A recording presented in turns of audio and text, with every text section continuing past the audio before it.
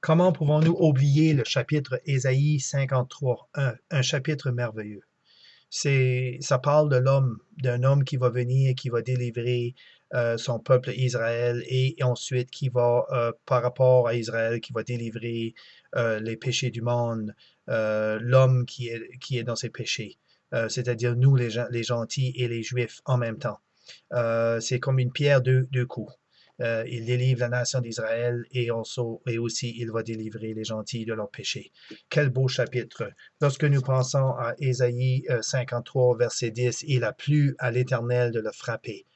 Lorsque nous comprenons le vrai sens il a un plaisir que Dieu dans le ciel a écrasé son Fils sur la croix afin de nous délivrer de nos péchés. Il a plu à l'Éternel de le frapper. Il l'a mis dans la souffrance après avoir offert sa vie en sacrifice. Le Fils offre sa vie en sacrifice et Dieu dans le ciel prend plaisir à le frapper sur la croix à cause de nos péchés. Il a plu à l'Éternel, il a plu à Dieu de le frapper parce qu'il n'avait aucun autre homme qui pouvait faire cela. Il n'y avait personne sur la terre depuis la fondation de la terre. Il n'y avait pas d'homme, ni de femme, ni d'enfant qui pouvait mourir sur la croix et qui pouvait mourir pour une autre personne et délivrer leurs péchés. Il a plu à l'Éternel parce qu'il a envoyé son Fils du ciel, le Seigneur Jésus, le divin Jésus du ciel, celui qui est uni, celui qui est co-égal avec le Père pour venir mourir à la croix, celui qui est divin et qui vient mourir pour nous à la croix. Mais il a été meurtri pour nos péchés, verset 5, et frappé pour nos iniquités. Le châtiment qui nous apporte la paix est tombé sur lui. Et par ses meurtrissures, nous avons la guérison. Nous étions tous errants comme des brebis. Nous suivions chacun son propre chemin. Et l'Éternel ou Dieu a fait venir sur lui l'iniquité de nous tous. Est-ce que nous comprenons ce passage que Dieu a mis les péchés, nos péchés, sur son Fils afin de nous délivrer, afin de nous ramener à Dieu, de nous justifier par la mort du Seigneur Jésus-Christ? Est-ce que nous reconnaissons le Seigneur Jésus-Christ, l'importance de la mort de son Fils sur la croix? Il a porté nos souffrances, il a porté nos douleurs, il a porté nos péchés, il a souffert sur sa croix intense afin que nous soyons délivrés de nos péchés. Je répète ici le verset 6, nous étions tous errants comme des brebis. N'est-ce pas vrai que nous sommes perdus dans nos péchés? Nous ne pourrions retrouver le chemin, le vrai chemin de Dieu. Nous étions tous errants comme des brebis.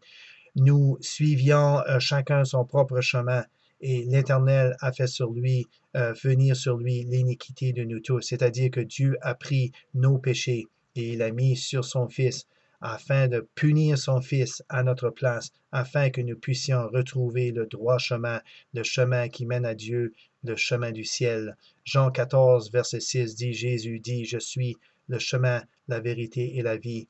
Nul ne vient au Père que par moi. N'est-ce pas un beau message, une belle lecture, Ésaïe 53, lorsque nous lisons qui a cru à notre message et à qui le bras de l'Éternel a-t-il été révélé, verset 1. On dirait que personne n'a compris, personne n'a eu cette révélation. On dirait que nous sommes encore nous sommes encore aveuglés, nous sommes encore dans nos péchés. Lorsque nous regardons le monde de la manière ils agissent, comme s'il n'y avait point de Dieu. Il y a beaucoup d'athées, beaucoup de gens qui ne croient pas en Dieu. On dirait que le bras de l'Éternel n'a pas été révélé à personne. Il est monté devant l'Éternel comme un rejetant, comme une racine qui sort d'une terre desséchée. N'est-ce pas l'état de nos péchés? Nous sommes sur une terre desséchée, une terre qui ne produit rien pour Dieu, qui n'a produit aucun fruit pour Dieu. Dieu regarde dans son jardin et il ne voit aucun fruit pour lui à cause du péché qui a détruit ce jardin. Le jardin est devenu une terre desséchée. Mais maintenant, nous voyons un rejetant. Et le rejetant du verset 2 dit que c'est Jésus. Non, le nom de Jésus n'est pas mentionné dans Ésaïe 53. C'est une prophétie par rapport à celui qui allait venir, une prophétie par rapport à celui qui allait venir et mourir pour nous. Et nous savons en lisant le Nouveau Testament que Jésus-Christ est le seul qui est mort pour nous. Il était le rejetant. Il était la petite plante qui poussait et qui produisait du fruit pour Dieu. Il était la seule personne que Dieu pouvait avoir son plaisir, regarder son Fils et grandir sous la grâce de Dieu sur cette terre maudite. Il n'y a ni beauté, ni éclat que nous le fasse regarder, ni apparence qui nous le fasse désirer. Cependant, il était dans la gloire, il était dans la majesté, il avait toute la gloire pour lui. Mais lorsqu'il est venu sur la terre, il a délaissé sa gloire, il a mis sa gloire de côté afin de venir comme un simple serviteur. Non, il n'avait ni beauté. Non, il n'avait ni apparence qui nous le fasse désirer. Il n'avait rien que nous puissions être attirés par Jésus. Il n'avait pas d'argent. Il n'avait pas de gloire. Il n'est pas venu comme un roi avec toute sa royauté et tous ses sujets qui étaient avec lui et proclamer et de montrer sa majesté et sa puissance. Il n'avait rien de cela. Il était sous un vêtement humain et un humble serviteur qui était venu pour faire une œuvre encore plus grande que devenir juste un roi pour avoir des pécheurs inconvertis qui ne pouvaient faire, qui ne pouvaient plaire Dieu. Il ne voulait pas de vie qui était morte spirituellement. Il ne pouvait pas être un roi la première fois qu'il est venu pour régner avec des gens qui étaient morts spirituels. Il avait un autre désir et le désir était de nous donner la vie éternelle. Et lorsque nous avons la vie éternelle, il peut devenir le roi. Il peut avoir des sujets, il peut avoir des personnes qui sont vivantes spirituellement et donc il peut fonctionner avec nous. Mais il ne pouvait fonctionner avec nous. Le péché nous empêchait de fonctionner avec Dieu. Le péché nous sépare de la présence de Dieu et c'est pourquoi que Dieu a envoyé son Fils Jésus. Méprisé, verset 3 dit, méprisé et délaissé des hommes, homme de douleur et connaissant la souffrance, comme un homme devant qui se couvre le visage, si méprisé que nous n'en fassions aucun cas. Oh, il était un homme de douleur toute sa vie. On pense que la croix était la douleur. Oui, c'était certainement la douleur. C'était une très grande douleur et nous ne pouvons pas minimiser cela. Mais durant sa vie, il a souffert. Il était le seul qui portait le fruit de Dieu, le seul qui produisait ce que Dieu voulait qu'il produise. Il était le seul vivant spirituellement et il voyait toute cette terre desséchée, aride autour de lui. Il voyait les gens de la manière que les gens vivaient, les ordures du péché, le cœur manifesté de l'homme devant lui. Il souffrait à voir ces choses, les maladies autour de lui, la puanteur et la mort qu'a engendré ce péché. Il pouvait pleurer de voir ces choses désastreuses qui est arrivée à cause de l'homme, de la rébellion de l'homme face à Dieu. L'homme se rebellait de Dieu. L'homme se baignait dans le péché et prenait plaisir à des choses que Dieu déteste, que Dieu est. Dieu est tellement qu'il a un jugement qui vient, un jugement, un éternel jugement contre les pécheurs qui ne veut pas venir, qui ne veut pas avoir le péché pardonné. Dieu est ces choses. Dieu est le péché. Dieu ne peut regarder le péché en face. Le péché nous sépare de Dieu. Croyez-vous, voyez-vous la différence entre un homme Jésus et les autres hommes? Voyez-vous la grandeur, la moralité de la personne de Jésus lorsqu'il vivait sur la terre et ce qu'il voyait et ce qu'il entendait, c'était quelque chose pour lui, c'était une souffrance continuelle. Cependant, le verset 4 nous dit, il a porté nos maladies et il s'est chargé de nos douleurs. Et nous pensions qu'il était frappé de Dieu. On pensait que Jésus était frappé de Dieu à cause de ses péchés. On pensait que lui avait mal fait. On pensait que Dieu le haïssait et c'est pourquoi que Dieu l'avait mis sur la croix. Peut-être que c'était normal de penser à cela, parce que normalement les gens qui allaient sur la croix, c'était des voleurs, c'était des bandits, c'était des pires, c'était de la rapace, c'était des gens qui devaient mourir de cette manière parce qu'ils avaient causé des problèmes aux autres personnes. Ils étaient des personnes dangereuses. Ils n'étaient pas des personnes civiles. On ne pouvait pas vivre avec eux. On devait les mettre en prison. On devait les séparer de la société parce qu'ils n'étaient pas des bonnes personnes. Ils étaient des personnes qui avaient fait des choses terribles. Et maintenant, lorsqu'on les mettait sur la croix, on savait qu'il y avait une fin. Et même les gens se réjouissaient. Les gens pouvaient se réjouir de voir un homme mourir sur la croix parce que cet homme-là était rien de bon. Il ne pouvait rien produire de bon pour la société. Donc peut-être que c'est la raison pourquoi les gens pensaient que Jésus avait fait des choses graves, mais c'était par envie. Les gens religieux enviaient Jésus. Les gens religieux et les gens importants avaient peur de perdre leur position et ils ont mis Jésus à la croix. Je pense que beaucoup de gens pleuraient sur Jésus. Beaucoup de gens n'étaient pas contents que Jésus allait à la mort parce qu'ils avaient vu les miracles qu'il avait commis devant eux et ils savaient qu'il était un bonhomme. Ils avaient des doutes parfois que peut-être qu'il n'était pas le Messiah, le Messie, mais ils pensaient qu'il était un bonhomme. Certainement qu'ils pensaient qu'il ne méritait pas la croix. Mais cependant, il a porté nos maladies sur la croix et il s'est changé de nos douleurs. Et nous pensions qu'il était frappé de Dieu, battu et affligé. Mais heureusement, mais le verset 5 dit, mais il était meurtri pour nos péchés et frappé pour nos iniquités. Le châtiment qui nous apporte la paix est tombé sur lui, et par ses meurtrissures, nous avons la guérison. Croyez-vous, après avoir péché tant d'années dans vos vies, que vous pouvez avoir la guérison, que vous pouvez avoir vos péchés pardonnés? Croyez-vous cela? Il est écrit ici dans le verset 6 de Ésaïe 53 que nous étions tous errants comme des brebis, nous suivions chacun son propre chemin, et Dieu a fait venir sur lui l'iniquité de nous tous. Il est maltraité, il est affligé, il n'ouvre point la bouche, comme un agneau mené à la boucherie, un agneau mené à la boucherie comme une brebis muette devant celui qui le tend.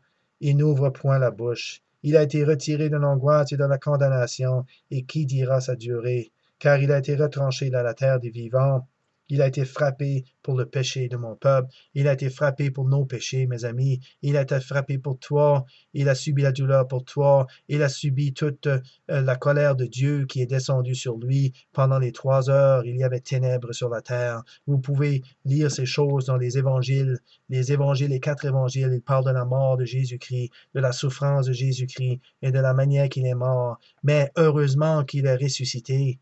Heureusement qu'il n'est pas resté dans la mort. Heureusement que son corps n'est pas retourné à la corruption. Dieu n'a pas permis que son corps voie la corruption. Il a été ressuscité le 3e jour. Heureusement qu'il est ressuscité. Dieu a été content de voir que son Fils a été obéissant jusqu'à la mort et qu'il est mort pour nos péchés. Et maintenant il est ressuscité. Maintenant il est assis à la droite de Dieu avec toute sa gloire. Ce qu'il possédait auparavant est venu à lui et plus encore. Maintenant il a un corps humain. Il est un humain au ciel. Et maintenant, il tend ses bras vers vous, pauvres pécheurs, et il veut que vous soyez sauvés. Il étend ses bras pour que vous ayez la vie éternelle. Est-ce que vous voulez la vie éternelle? Mes chers amis, c'est un beau cadeau qu'est la vie éternelle. Cela ne vient pas de vous, c'est un don de Dieu. Éphésiens chapitre 2, verset 8 nous dit que c'est un don de Dieu. Ce n'est point par les œuvres, par vos œuvres, ce que vous pouvez faire, par vos efforts. C'est un don de Dieu, c'est gratuit. Voulez-vous avoir cela aujourd'hui? Si vous dites oui, vous devez vous repentir de vos péchés. Vous devez dire à Dieu, Dieu, j'accepte ce que tu dis de moi. J'accepte que je suis condamné à cause de mes péchés. Je reconnais que tu haïs le péché.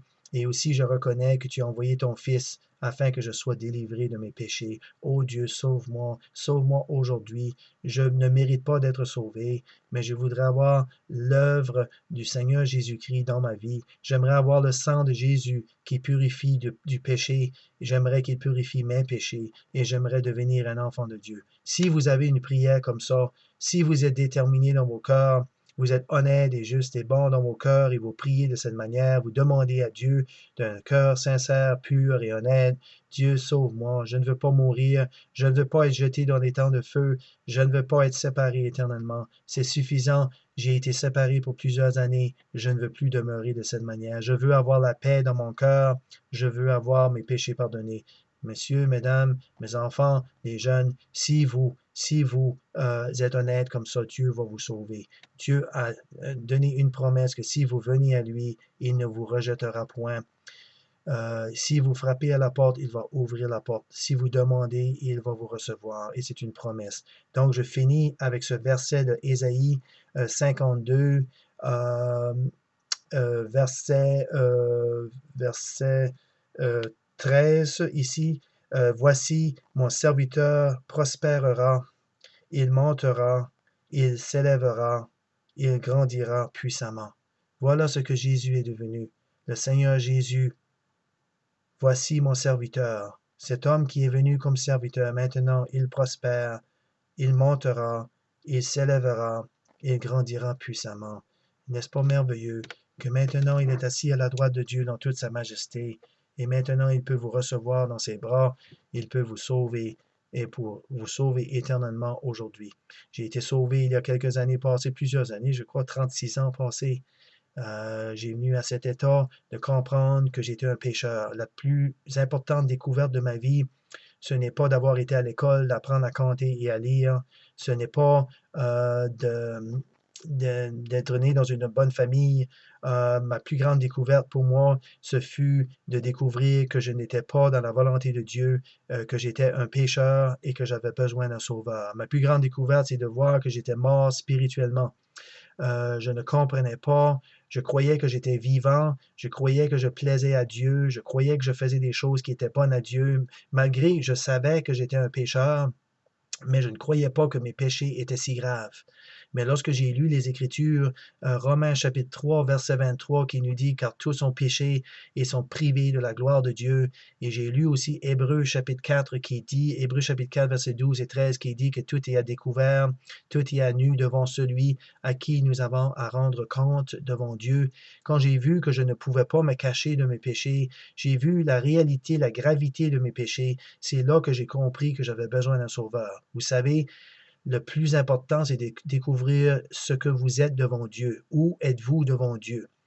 Cherchez dans les Écritures pour savoir qui êtes-vous devant Dieu, à quel endroit vous vous situez devant Dieu. Et si vous voyez que Dieu vous dit que vous êtes un pécheur et à cause de vos péchés, vous ne pouvez pas entrer dans sa présence, vous êtes mieux de croire Dieu. Croire Dieu, prenez tout homme pour menteur et prenez Dieu pour vrai. Parce que c'est Dieu qui vous parle aujourd'hui, c'est Dieu qui a donné ce livre, la Bible, afin que nous puissions la lire et afin que nous puissions comprendre ce que Dieu veut pour nous. Dieu veut des choses, il veut que nous comprenions que nous sommes dans un état grave, nous sommes sous une malédiction à cause de nos péchés et nous ne pouvons pas être dans sa présence. Nous ne pouvons pas entrer au ciel parce que nous sommes des pécheurs et le péché est grave pour Dieu. Le péché est tellement grave pour Dieu qu'il ne peut il peut faire en sorte que nous puissions entrer dans le ciel parce que le péché est tellement grave. Dieu ne peut pas salir son ciel.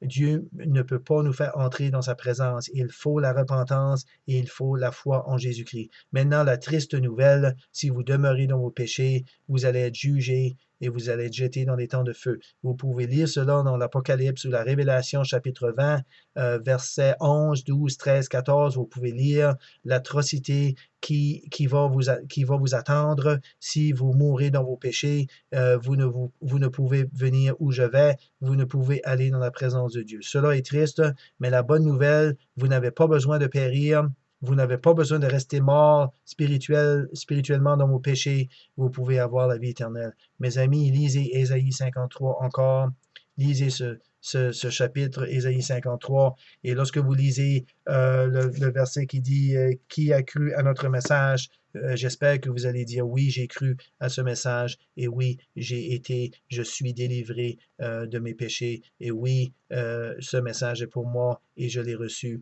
et j'ai été sauvé. Que Dieu bénisse sa parole. Amen.